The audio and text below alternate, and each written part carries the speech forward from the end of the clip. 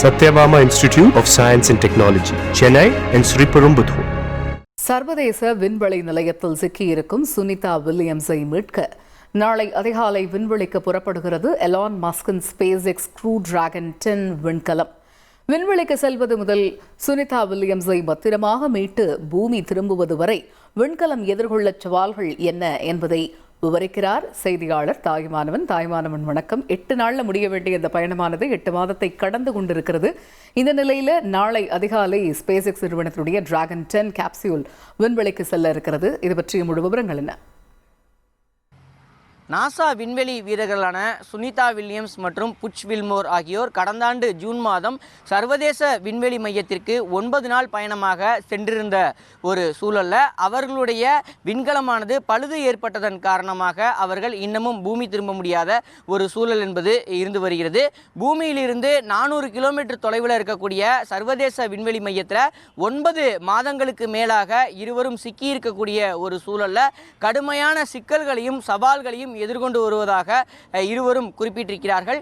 இருவரையும் பத்திரமாக மீட்கக்கூடிய பணியில் நாசாவுடன் இணைந்து எலான் மஸ்குடைய ஸ்பேஸ் எக்ஸ் நிறுவனமானது பல்வேறு பணிகளில் ஈடுபட்டு வருகிறது. அந்த வகையில் க்ரூ டிராகன் 10 என்ற விண்கலமானது நாளைய தினம் ஃபால்கான் 9 என்ற ராக்கெட் உதவியுடன் விண்ணில் செலுத்தப்பட இருக்கிறது.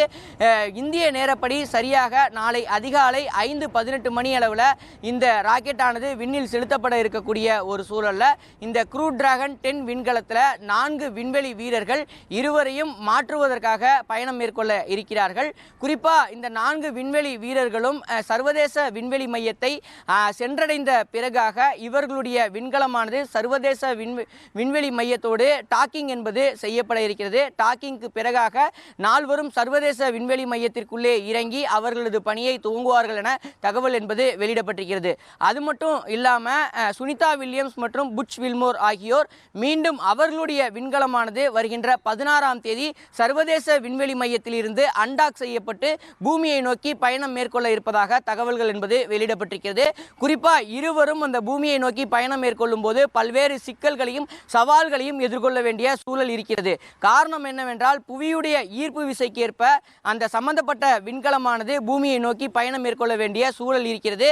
27,000 கிலோமீட்டர் வேகத்தில் இந்த விண்கலமானது புவியை நோக்கி திரும்பும் போது கடுமையான வெப்பத்தை எதிர்கொண்ட வேண்டிய ஒரு சூழல் இருக்கிறது.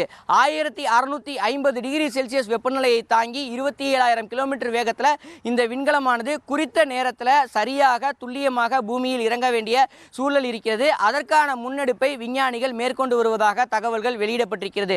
பாதுகாப்பான தரையிறக்கம் என்பது மேற்கொள்ள வேண்டிய சூழல் இருக்கிறது. எந்த ஒரு பொருளின் மீதும் மோதாமல் பாதுகாப்பாக தரையிறங்குவதற்கு தேவையான அனைத்து பணிகளையும் எலான் மஸ்குடைய ஸ்பேஸ் எக்ஸ் நிறுவனம் மேற்கொண்டு வருவதாக தகவல்கள் வெளியிடப்பட்டிருக்கிறது.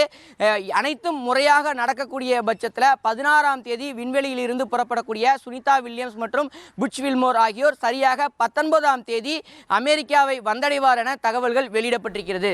விரிவான தகவல்களுக்கு நன்றி தாய்மானவன். Satyabama Institute of Science and Technology, Chennai and Sriperumbudur.